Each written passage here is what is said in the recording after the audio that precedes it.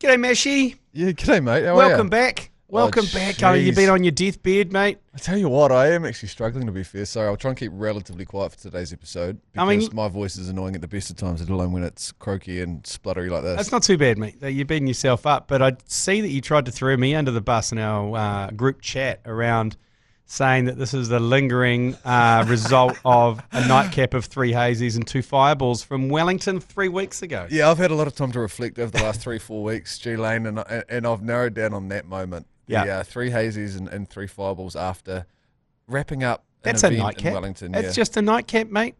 It wasn't just a nightcap, G Lane, though, was it? It was.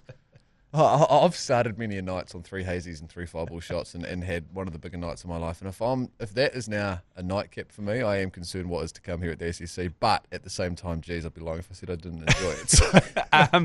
Have you ever been hit on the back of the head by a crossbar? Well, actually, a funny question to be asking an ex-goalkeeper because yes, I have. I have come a cropper against a couple of crossbars in my time. Why? Well, there's an incident happened in the first 15 college football game in Auckland, where a driving maul hit the post, which dislodged the crossbar and it fell onto a player. And luckily no one was injured. But it's not the first time. Last year, I recall seeing a social media footage of something that happened in America, and it actually shattered the guy's skull. I'd like to ask the question: surely crossbars are fucking screwed in because they've got little cradles they go into. You know, you see rugby posts. Yep. Because you see them, especially in council-run grounds, because they're lazy as fuck, and they just lay them down near the nearest fence, and then when winter comes, they just put them up. Yeah. But it's got a little cradle in it, so you can sit the crossbar in without kind of fixing it with some sort of nuts and bolts. That's why the football ones they've opted for the full units now. So you'll get the full goal that stays fully assembled all year round. Yeah. It's like a box that you kind of shift around. On wheels. Was the maul? Did they come a cropper into one of the uprights? One of the uprights, and then which banged it, and then shit. Because they could do some damage. That one that shattered that guy's skull last year, I think it was in South America. Yeah, that's hectic. But then you can't tell me at a college football game, St. Peter's College versus Liston College, you can't tell me there was some teenage wounder not filming this. Yeah. And not leveraging it on the Sosh Med. Look, I mean, for all I know, it could be on the TikTok, and I don't know. Yeah, I can have a look. Yeah. I'll do some digging this afternoon. But that feels like, we get so many extra bits of social media content that we don't need. I would love to see the Liston College, St. Peter's College crossbar come down. Yeah, well, surely that also most colleges film their matches now as well with a single camera kind of on halfway. Oh, and then don't get me started. If you're really lucky, you'll get a local doing some commentary or something like that. That's even better. Up behind a GoPro. Where were we recently? In Dunners. We walked past where we caught up with your mate Steve Mather. Oh, no, that was in Wellington. We went and watched, was in Wellington, sorry. We went and watched Rongotai versus Porirua. Oh, and then the highlight of that match was Joe Jury and I found ourselves sitting outside what we thought was just a changing shed. And it was a shed where a couple of old boys had been... Ken Laban was commentating. Is that who that was? Yes. And he was... I want to know what the equipment they were using because they just had 2 headsets plugged into a phone. Oh. And just going for it. So maybe they were live streaming straight to Facebook or something like that. Yeah, went into a little box and then the box went into his iPhone. Fuck, it was great though. I don't know what you guys did because they came upstairs and started commentating from the clubhouse. Were they upset with what we were doing outside? I think so. We're creating because too at much half noise. time they came upstairs. There was too much attention on them down below. It was getting pretty full on down there. That was some rugged. Jokes aside, I think rugby. they might have identified that maybe by the end of the game things might be getting a bit ugly, so they thought they'd take they went themselves upstairs. Yeah, that was the great Ken Laban. He's a bit of a broadcasting veteran down there. I should have asked for an autograph in hindsight. Wow. I don't think he would have given it to you. No, I don't think he would have. He had a pretty rugged... He had a very rugged-looking apprentice with him who didn't say much, which is a bit shitty when you're doing a commentary. Anyway, let's get into it on this Wednesday, live from the Export Beer Garden Studios. This is the Agenda Podcast for Wednesday, the 30th of July. The Agenda Podcast, the home of sporting nonsense and claptrap. Brought to you by Export Ultra. They're calling it the cricket series that's going to stop 2 nations. It is the Black Caps versus Zimbabwe test series. Just 2 tests. We don't even get a 3-test series against Zimbabwe. Currently, we're releasing a podcast series here at the ACC versus the best of some of the sporting conflicts that this world has ever seen. Do you think this, Black Caps Zimbabwe series might one day eventually find itself in a series like this? If they start the game with Devon Conway smacking someone around the head with a cricket bat, it would take so much. First play of the game, he leans back and just late cuts the keeper in the head. Maybe. Even then, I still think it might be forgettable. And then they seek revenge by doing something else, like releasing the big five and onto the field or something. So you got a lion and an elephant and a giraffe. It would take a hell of a lot, eh? No, so the test match, 2 test matches, they kick off tonight, 8 p.m, so not a bad start. I will watch it. On 3 now, otherwise known as Sky Free. Yep. That starts tonight. So, yeah, I might watch the first couple of hours of that. But a little bit of injury news. Tommy Latham, Dave Franco, has been ruled out for shoulder injury. You heard it playing T20 cricket over in England. Okay. So Sanders' little helper, Mitch Santner, is going to become Test captain number 32. Okay. So... interesting. They brought in Harry Nips back into the team. First time he's played in 3 or 4 years. He's no comment. Batting 3. So he's going into he's our new steady the ship. Yeah. Love Harry Nips. Met him a couple of times. Lucky enough to play against him in Diamond Harbour. Henry steady the ship Nichols. Sorry. Harry Nips. Henry steady the ship Nichols. Yeah, that works. Steady Nips. Yeah, steady Nips is good. So we'll see how Steady Nips goes. Coming through Steady Nips. So, and looks like the Duff Man is going to make his debut as well. But are you serious? Like, is he... Are the Black Caps calling up Harry Nips again going, hey, mate, we need you. And he's going, are you boys serious? You need me again? No, he's gone, I'll play only if you bet me at 3. And I've gone, okay. Where's Reece Mayu? Reece Mayu? Is he on the tour? I don't know. No, he's not. No, because he played a couple of short... No, wasn't he playing... He played a couple of one-dayers last year. Yeah, but isn't he more of a 4-day I'm not too sure. He was playing for Canterbury and scoring a ton of runs down at main power, but I'm not sure what he's up to. Let's just bring Steady Nips back in. Steady the nip. Steady the nip. Who's the hottie that we've brought in for a short-form game? Longer, dark hair. Zach Folks? Nah, batsman. Bevan Jacobs. Bevan Jacobs. Yeah, no, I think you're thinking Tim Robinson. Yeah, Tim Robinson. Yeah. Does he play long form cricket or not? No good. Okay, right. No idea. So interesting. We'll see what happens. Obviously, Zimbabwe got absolutely thumped by South Africa last month. Yeah. That was when that guy almost scored a 400. Yeah. Shit teams tend to get found out in test matches, don't they? So we'll see what happens there. 8 o'clock tonight, like I said, on 3 Now or Sky Free or whatever you want to call it. I've been keeping an eye on everyone's opinions, by the way, on that guy retiring before he reaches Don Bradman's, record-breaking score of whatever the fuck it was. I saw Stokesy's... No, it was Brian Lara. You said Don Bradman? Oh, sorry, Brian Lara. got my ghost model 402, yeah. I saw Stokesy's take on it the other day going, Jesus, what an absolute fucking clown. He's like, that guy's never going to have another chance at scoring some runs like that again. And he said people forget, like we were talking about, that people forget in cricket that runs are hard to get. There aren't really such thing as an easy run. Like I think even Stokesy used the example of batting in his backyard. He was like, I barely get 30 against my uncle, let alone Zimbabwe. So the fact that someone would retire before they break a record is silly to him. He's copped it from a lot of formats around that, complaining about shake my hand, about not shaking his hand and declaring. So that's divided the cricket world. It's quite interesting, isn't it? Because Matty Heath's take on it was a good one. I enjoyed that one of you want your 100, do you? You need your little hundy. But then again, they deserved it. They batted all day. They saved a test match. And why would we do you a favour and rest your bowlers for the last hour when we've got another test match to face, you wounders? But the more I think about it, the more I think I might actually be with the Indians on this. Yeah, point. A lot of people are. Stay betting as well. A lot of people are. And he was insulted they wouldn't shake his hand. I was like, was their choice. Right. Speaking of shitty Indians. So there's some more shithousery going on. So the last test match is going to be at the Oval in London. So this is what's so great about London. They've got 2 great cricket grounds. They've got Lords and the Oval. And so the last test match is going to be at the Oval. It's going to be a cracker. It's a slightly bigger capacity than Lords, so a slightly bigger ground. It's the one that's got the big gas tower behind it. Yeah. Yep. Geographically, whereabouts is it located? It's South London. Oh, yeah. So a bit of shithousery's gone on because the groundsman at the Oval has been caught in a bit of a heated exchange with a wounding little Indian coach called Gautam Gambhir, who was probably at his peak about 15 years ago. Anyway, Gambier is about 5'8". Look at the photo. And he's got in a confrontation with a groundsman who's well over 6 foot, and I'd say well over 130 kids. How's the weather up there, brother? Yeah, and he's like wagging his finger in front of his face. Apparently, this is the story. The groundsman, Gambier, was in the middle of the pitch, fucking pissing around looking at the pitch, and the groundsman's like, get off the pitch. Yeah. And he said, no. And he's like, get off the pitch. And he said, no, I saw Brendan McCullum on the pitch earlier, so why didn't you tell him to get off? Oh, right, okay. And I'm sure the groundsman would have said, well, I didn't see him on there. I would have told him the same thing. So Yeah. get off. Right. And then he's come up with the finger wagging scene.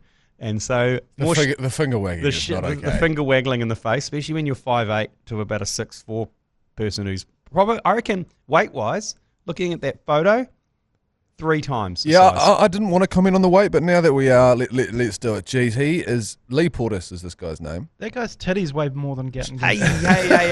I might have mentioned he looked like Meatloaf from Fight Club. Yeah, one of his titties is as big as his head. Look at it. Look at that photo. I mean, it's a bit of a Gulliver. Where I was going with this is that I think this man needs to be protected at all costs. Look at him. He is the epitome of, I don't know, just kind of every sports club in this country, every cricket club in this country has a man that looks like him, that is preparing the pitch for game day, that is, running the kitty in the clubhouse, looking after the beers, and then batting 4 and bowling a bit of off spin. Yep. And fielding at slip. Not Not doing anything. Fucking weapon. And like you say, there are comparisons being made to bitch tits from Fight Club. Yep. Not by us, though. But what's going to happen now, him and his ground staff are going to do their utmost to make life difficult now for the Indian cricket team. Oh, yeah. After that. They're going to be back in the hut. They're going to be back in their little groundsman's shed going, what can we do to piss these guys off now? What can we do to upset them even more? Because they've come in here yelling at you for just an innocuous question like, just, hey, maybe can you get off the pitch? There's a massive power difference here, though, isn't there, between the two coaching staffs? You've got Baz McCullum, ex-player. Cracking durries, drinking wine, Could playing not golf. give a fuck. He's hiring his ex-best Southey's there as the drinking consultant, as the beer He's consultant. a special bowling coach or some shit. And they don't care. If they lose, they win, they draw, whatever. They move on to the next game. There's lives on the line for this Indian coaching staff. And you can see it here it's with this 2-1. finger wag. This is a big deal, this game, and they need to win it a hell of a lot more than the English do, which means, let's be honest, the English will end up winning it, though, I imagine. Yeah, that starts Thursday night. So some good cricket. So you can tonight and then straight into Test cricket. It's just if you're an insomniac, good news for you. They'll milk that, though. They'll milk that. We'll hear from Lee, not Pitch Tits. Plenty more, I imagine. And I imagine if India end up losing, they'll come back to that and say that the whole series was against them. What are the chances that the Indian changing room gets painted freshly? Oh, how good! Yes, on the morning of the first day, fresh liquor paint and just have the fumes going through the room. Maybe a couple of toilets don't work as well. Maybe just rip the plumbing out of a couple of shitters so they're all just dumping on one toilet. Probably used to that. So, hey, just a reminder that all of our podcasts are now on YouTube. So just go to the Alternative Commentary Collective on YouTube, plus all our other videos are there as well. Subscribe to the channel, and each month we're going to give away a signed ACC Almanac book. So get onto that. We'll take a quick break, and we'll be back just a moment. So, Messi, I heard some news yesterday, and there was I think it was just like one of those random news headlines that there was a gunman shot a few people in downtown Manhattan, and I thought I was just another lunatic in America with a gun. But it was someone apparently targeting NFL HQ. So the tower that he went into and started blasting was housed a few law firms, but NFL HQ, which apparently he was looking for, because he basically shot 4 people, injured a 5th, and then ended up killing himself. But a note was found on him, a 3-page note was found on him, basically criticising the NFL, mentioning CTE, and saying that the NFL are concealing the dangers of playing football. He claimed to be a former NFL player. They discovered he wasn't. Right. He didn't even play college football. He played high school football. There's a lot going on here. Yeah, a lot going on. But so the it's a story to kind of keep an eye on, though, isn't it? Oh man, But I mean, obviously he's got some mental issues. He drove all the way from Vegas to New York. Oh, geez, big drive. Big drive. Oh my God, that's It's a big roadie. We can't make jokes about it yet, can we? Nah, not quite. No, okay. No. I was just going to say, I would have thought in that time you might have been able to talk yourself off No, the edge. he was That's slightly, a hell of a slightly long damaged, drive. and I think it said you'll only know if I have CTE after the autopsy, and then Right. boom. But That's fucking full on, isn't it? it is. Okay, we'll keep an eye on that and, see where that goes. Some Warriors news. They've decided to do the ANZAC match, the annual ANZAC match in Wellington. Now we're talking. At Sky Stadium. So the match against a yet-to-be-confirmed opponent. Usually it's the Melbourne Storm, I thought, on ANZAC, but maybe it's not. So it'll be the first trip to Wellington since their round one win over Newcastle Knights in 23. Andrew Webster's first match coaching the side then. So meanwhile, Webby will be forced to face the Redcliffe Dolphins at Go Meter Stadium on Friday without also key players James Fisher-Harris, Wade Egan, and Chanel Harris-Tavita. Sweet. So two parts to that. Let's start with the ANZAC Day match. I hope that it's at a good time of day. I hope they put it mid-arvo or early arvo or something like that. That would be ideal. Second of all, we're going to have to get down to that because it'll be a ripper weekend. Also, why don't they just chuck an All Blacks Australia game on that same weekend? That was where at I was the going same with my third stadium. point. Yeah. And make it one hell of a day down there in the capital. And table tennis, squash. What else do you do on school exchanges? Netball. Yep. Tennis. I think again everyone's billeted. Everyone's billeted. Yeah. That's an essential part of this. Yeah. So professional athletes just line up at the airport and get billeted with whoever's waiting. I mean, good news for Wellington. Yeah, fuck yeah. Obviously, they've got a bit of money. I think what's going on here is Wellington lost Homegrown, right? Their music festival. Yeah, which I think the council bankroll a little bit. Was it the last one last year? Yeah. So they've got a bit of money to burn to try and attract some more events there. Are they still doing the beer fest window around the bottom of the concourse? Yeah, Beervana. Beervana, that's the one. Yeah, and then once you go to the Dunedin Beer Fest, you never want to go to Beervana again. Right, okay. Trust me, because going around a circle in a concrete wounda and then going to Foresight Bar and sitting on the grass undercover is way better. Light years apart. Okay. Absolutely light years apart. So, they still do that. It'd be awesome if every year kind of sports fans across the nation were aware of the fact that there'd be something going on during ANZAC weekend in Wellington, no matter what sport it was. You know, you could potentially put Beervana on at the same time as you have a rugby game because everyone's just in the outside concourse. Yeah.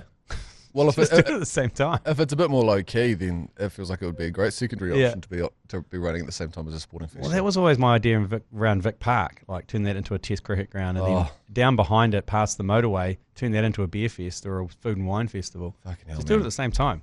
Did you see the setup that they had over the summer break for Fisher down there? Yes. There was definitely a couple of Test cricket fans going past that and going, "See, you can put an event on here." I know, but then you have the council and all the sports people shitting themselves because it took so much to repair the fields after that. It took ages. Like there was patches of it that were just completely rooted. But the whole renovation of that should be so it can handle that. Because at the moment, I guarantee the drainage and everything else in Vic Park sucks. Right. And any sort of infrastructure sucks. There's no conduits. There's no power around the whole place. Yeah. So if you actually built it to be a multi-purpose use test ground concert venue. Have you thought about what you do about the zombies? Because they've got a bit of a zombie situation at the moment. I went for a run around there last week, and they come at you fast. I think the zombies will move down Jurassic Park, down kind of close down the motorway. Oh, that would be a good place for the zombies to go. Yeah, they come at you in waves. Yeah, they do. Yeah.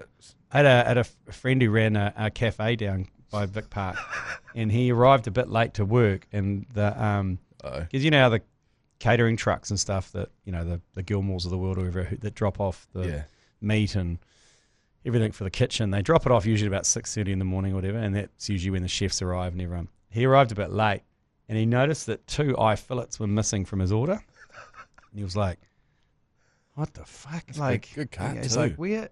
And he rang them, and they said, "No, we dropped it off." He goes, "When did you get here?" He goes, "I only got here like just now." He goes, "Oh, we dropped it off 6:30." He's like, "Okay, I know what's happened here."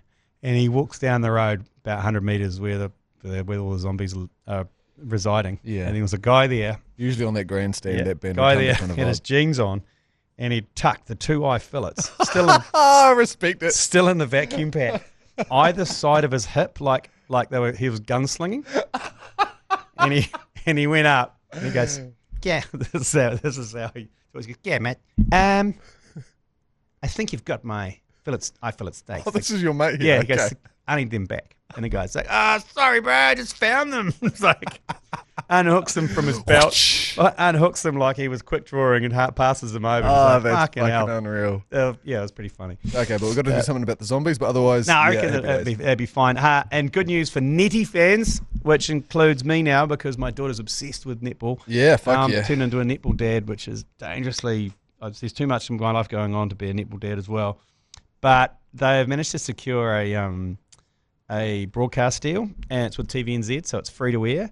However, they're not releasing the details of it and the commercial details of it because It's a sticky situation. their deal from Sky went from like 14 million to 7 million to I think probably nothing. So I guarantee TVNZ are not paying anything for this. I don't think they'll be paying anything, and I think potentially New Zealand Netball might be paying for the production. So TVNZ will play it out. Will be the broadcast partner, but I'm not sure they're even paying for the production. This is not... Allegedly. This is me just guessing. This is not really the episode, I think, to get into the minutiae. Oh, shut up. It's only a 1 year contract. But how does... So where's the disconnect in netball? Because I don't know. Because you cannot tell me that everyone's still fucking playing it. New Zealand's biggest participation sport, netball. Now, I might not be loved for asking this question, but is it because women don't love watching sport? I don't know. I don't know. Percent, like the amount of people that play netball, that doesn't translate over to the people that want to watch netball. Must be, because if it's rating, then it would be valuable. You know what I mean? If you've got an audience, so it'd be many valuable. ladies are playing netball, And going to games. but there's so little value on these netball rights. Yeah, it's something's missing, and I don't know what it is. You've got Australia, who they've got their netball league is booming. That's why all the players are leaving to go over there. Yeah. And why wouldn't you get paid $100,000, play netball? Because it We're doesn't over make here. sense to me. I drive past netball courts all the time. Oh my God, and it is going off. I've got to go there tonight, and there's part of me that wants to crash my car into a lamppost so I don't have to go. Yeah. On the way there, Because there's so much going on down there's there. so much going on. There's no parking. It's so beloved in this Angry country, but netball for mums. some reason we don't have it. There's no value behind these TV rights, and I don't understand it. And it No. must be because people that play netball don't watch netball. But they go to the games. They have decent crowds. They love it. The activation's good. So it's just a watching it on TV issue. Yeah. Oh, It's man. just an audience issue. And then I guess that flows down to they can't get big sponsors on board because they're like, where are they going to see our sponsorship? And you're Yeah. like, wow. Better now, it's going to be on TVNZ. So it's Yeah. going to be on a free-to-air channel. So they're like, well, that's already a bigger audience than what Sky would provide. And hopefully, long term that provides a bit of an upwards trend. But, Yeah. Oh, weird, man. So yeah, Netty. All sorts of issues going on with Netty. Do you think they will release the numbers on that? I don't think so. No. I think they'll keep that stum. But it's only 1 year as well, which... It feels a little bit like they might be just kicking the can down the road. Yeah. But they also might be thinking, hey, let's get this stuff on free to air for a year. Yeah. And see what happens. Yeah, true. Okay, we'll take a quick break. Machine, you can go on back to your deathbed. We'll come back with some yours, please. Yours, please. Brought to you by Export Ultra. Radio, this is the function. If you don't know by now, you can just smash the little microphone button on the right-hand side of your iHeartradio app. When you're listening to the podcast, it comes straight to us, and we play them out. We play every single one. We don't ignore them. If we don't play them out in the episode, we play them out in the omnibus. We had Manira in yesterday, and a lot of personal talkbacks for him, Okay. attacking him directly, which was good. Was that in regards to motorsport takes? A variety, Okay. actually, a variety of takes. I feel like our talkback segment is getting a little more spicy Good, it's good, and and personal. if you haven't had a go at it, give it a go. We play it out. Yeah. I don't mind it. I don't mind I don't mind it either. the personal. And you know what? It's great. It's one of those things where you can. It's a one way. It's a fax machine stuck on send. We can't talk back to you. That's true. That's true. So first one, yours please.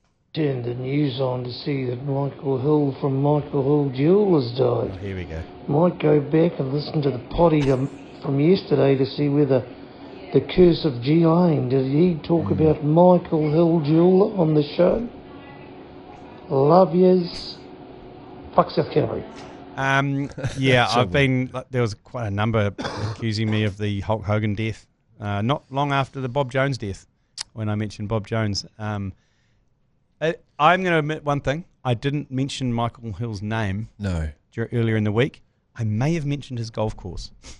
Oh my god. Does that count? Does the Hills count? Oh. 'Cause Well, I was- I mean, that's up to the listener.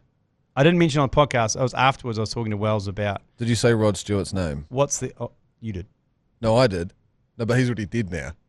Rod Stewart's not dead. No, sorry. I'm thinking about Rod Stewart because I thought that his wife looks a hell of a lot like Rod Stewart. Sorry, I got distracted there for a second. Have you seen Michael Hill's partner?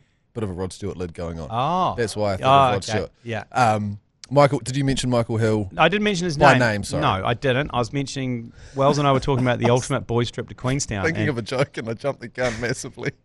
I think you've got to do it on a podcast or a broadcast. Yeah, okay. Yeah, because off the... Casual chats, you're going to fucking kill everyone. Yeah, I know. This is the problem. You're gonna be riddled with anxiety come 3-4 years from now if you can't. You should be, because if I'm sad, you should be. No, I am. I've got the power of. I saw my life though when I signed up with the ACC. Yes, it's a bit true. different. I think when but you're right. You're dancing. You're dancing with the devil, so it's all right. How does your family feel? Are they aware of the fact that anytime you mention a name that they wash up dead 2 days later? No, if you go through the tapes, you won't find me talking about Michael Hill. But seriously though, do you feel a little bit like Michael Hill's wife looks like Rod Stewart? I did see that, yeah. But I mean, I think that happens to women of a certain age. Yeah. They turn into Rod Stewart. Yeah. And they do, don't they? Yeah. They could kind of own a cafe in Matakana. Yeah, the hair gets shorter and spikier. Yeah. A lot of spunk wax. Yeah. Yours, please. Yeah, g'day fellas and Mash. 4 pillars of things that fuck me off. Number 1, people who lie about their golf scores. 117, 114. You're pretty fucking rubbish anyway. It doesn't really matter, mate. Secondly, people who post their TB winnings on their Instagram stories. It's us. That's us, Ken. You know, we all saw you walk out of the pokies room with $400 less than what you walked in with last week. So, ease up, mate. Nice. Okay, I get that. It's like it's things you don't care about. And not the things that annoy you, because if we open up the moan line, then that's what that is good though. Yeah, that is good. That's some proper grassroots things you don't care about. Yeah, like you could see all those things. Just I don't know who that contributor is. Do you recognise that voice? No, but it feels like a rural contributor, doesn't it? Yeah. Look, with the pokey machines too, there's a huge danger of winning big in the pokies. And I read so many stories about someone winning big in the pokies and then just getting the shit beaten out of them in the car park for their winnings. Oh, because they have to go cash it in. And then they get followed, and like just every other person in the pokey room, just like. Ugh. Why don't we have surf clubs here? Well, same with the kind of the return services league, the RSLs and stuff like that, and the leagues clubs they have in Aussie. Right, because that when that contributor there talks about pokies and the TAB and a few beers, like that's I just immediately put my head to those Aussie surf clubs, and I think, why do we not have any here? The only big one I know of is that Mount Maunganui one. They've just rebuilt that last 5 years or so. And does that have like your chicken schnitties on order and stuff like that? Yeah, you can go out there. But it's a bit like that. It doesn't have pokies though. Because like that Noosa Surf Club, for example, and all this kind of, I mean, I totally get that they're a little bit more for Instagram than they are for surfing these days. Yeah. But like, they're a good time. Yeah. So are the leagues clubs. It's the only place that I can go and jump on the pokies and Loz not get shitty at me. Yeah. The leagues clubs are hilarious. It's like no jandals after 10 p.m. Stuff like that. Like they've got standards. That's good gear. Okay, next one, yours please. G'day, mate. Hey, mate. Sup, I was just having a look on the TAB and the NPC bets are out. The turbos, my beloved turbos, are paying $201 to win the competition. I didn't realize it could go that low. I thought everything opened at 101. Why can't we be out there with Northland, battling at the bottom? But anyway, love yous, fuck yous. Yeah, well, get on it then. I'm having a look here. You know the odds, now beat them. They top out a lot bigger than that, because I think even Liam Lawson was paying like $700 to win the Grand Prix. Yeah. Yeah, so that blows out. Who are the favourites, do you reckon, G Lane? I reckon the favourites are Tasman. Yeah, nice. Auckland. 325. Now Wellington coming in at second favourite. Oh, sorry. Wellington, Canterbury are both tied on paying $5. Auckland must be in there, because Auckland have got a good team. Auckland are paying 10, mate. They're not a bad team. I saw the team yesterday. And I was like, there's a lot of Super Rugby players in that team. Bay of Plenty, $7.50. So that's kind of the top 5, top 6. Ah, interesting. And then where's Waikato in there? Waikato paying 17. Oh, 17s for the Mooloos. And then Manawatu, 201. I'm going to get on the Mooloos. You've got to get them behind your own NPC team. Blind faith. Even the turbos. I've got a newfound love, and this is going to sound like some kind of political maneuver, but I actually mean this. After going down south to Dunedin, which I understand is an Otago. Good boy. Not Southland. There are not the Stags. There are a hell of a lot more Southland jerseys roaming around Otago though than Otago jerseys. I have to say they've done well. Like we were at a cafe, and I remember so clearly this one guy walking in a Southland Stags jersey. And I thought, fuck yeah, man. But that was for the All Blacks weekend, though. It was for the All Blacks weekend. So they came like moths to a flame. But he was about 17, and I think he weighed about 130 kilos. I saw him order 3 breakfasts, and I was like, this is fucking on. So Southland paying 101. I might have to back those boys because they know how to support rugby down there. Okay, so you just getting behind them just purely for that. Yep. Yeah, no, because we get along well, us and me and Southland. Caddie's Manukau paying $26. Okay, moving on from NPC. Oh, Caddie's Manukau, they got Papali'i Don't Preach coming back to play for him. Do they really? Yep. Oh, and shit. Counties. Watch out. We got one more. Is this? Stay off the roads. 2 more. Yours, please. Yeah, g'day, boys. The old German fuck France, Winton fuck Cargill, Westport fuck Greymouth Wounder here. Actually, I guess you're right. Just South Islanders just hate everyone, don't they? No one, just want to check my packing list for Zimbabwe. Yes. I've got my beige shirt. I've got my blow-up Kiwi. Yep. I found a beige scarf from 2005 when they always played in London. And, I think I'm all good for the test match next week. It's going to be a good time, regardless of what you cunts think. Okay. Okay, you're going. Well, good on you for going along. Maybe probably take some malaria tablets. Would be my other recommendation. Yeah, a couple bags. Of carry-ons. Of whatever you need. Carry-ons. And then happy days. Well, he's going to be one of very few Black Cap supporters there, so he'll stick out like dog's balls. He is going to stand out, isn't he? He's got a blow-up Kiwi, a beige shirt, and a beige scarf. He's going to get on TV. Yeah, he probably won't need the scarf. Can we ask? I mean, this is probably a good place as ever. Can we make sure that we get some correspondence daily from the name that I'm struggling to keep up with? It's the German Winton teacher Wounder. Fuckwit. Yeah, I think self-proclaimed. Okay, sweet. Yeah. So we'll call him the German fuckwit. The German and we know the history behind it. But he's a great New Zealander. So to the German fuckwit, if you could reach out daily throughout this test match and give but also big picture stuff. Yeah, big picture stuff. We can see the game. I want to know we can see the score on Google. I want to know what goes on in Bulawayo after dark. That's right. So that's the kind of thing. We'll obviously get the results of the game, but some research. 5:30 at night. What's going on? Last ball's bowled. What are you up to? Yeah, would love to hear from you. Okay, fantastic. Do we have any more? One more to go. Hey fellas, something I don't give a fuck about. How people know famous people. Oh yeah. When you're talking to someone and you're talking about, say, Will Jordan. Oh, my son knows yeah. his brothers, sisters, mothers, whatever the fuck, through about 18 links of people. He's met him and talked to him once. What do you fucking do? Didn't ask you that, cunt. Fuck off. Also, I don't care about anyone above Kingston. Fuck you. Anyway. Now you know where Kingston is, don't you? Yeah, I do now know where Kingston is. Well, we drove past it in the motorhome. And he doesn't love a lot of people there. No, so it's just Queenstown above, really. But this, I'm glad that these kind of stories are coming through of South Islanders hating turning on each other. Yeah. They're turning on each other. That's right. A lot to go over there. What was his first point? Things he's annoyed about, and that is people who kind of 3 degrees of fame. Yeah, no, that is something that you're just going to have to get used to here in NZ, isn't it? Yeah. Every time I go for like a haircut or something like that, my barber's always feeling like he has to tell me who's come in here. Yeah, it's like, all right, mate. Oh, I just cut bloody old mates here from. Oh, he's a guy who owns a sports bar in Auckland who name drops like a mofo. It's like, okay, mate, whatever. And then you realise that a lot of these people start up these businesses so they can just, hang out with them, just brush shoulders with her. Yeah. Hey. Yeah, so we've got another yours, please. This came in via a different channel. Oh. So I was thinking, and obviously the yours, please function via iHeartradio, the microphone button. There is a lot of people listening on Spotify and Apple, and I feel like they're excluded a little bit. Yeah, sure. So here's an option if you want to leave a yours, please, that doesn't have to go via the iHeart microphone, and that is you just basically DM us on Instagram or Facebook with the voice message. Yes. Which is pretty simple. You just click the little voice message and send it through.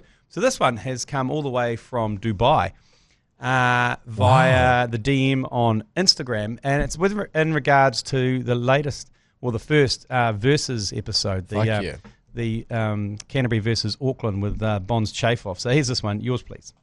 Hey, mate. Absolutely loving verses. This is brilliant.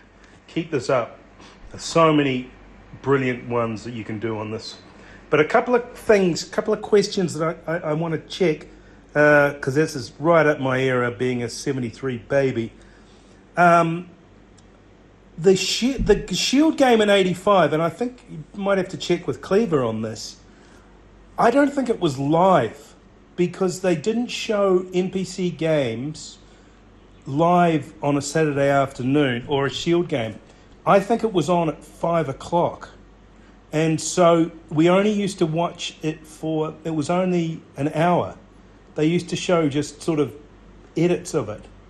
Now, so thinking, yeah, I don't think it was live because they wanted people to go to the game. Their concern obviously was that everybody watch it on TV. So maybe that's worth checking on that one too.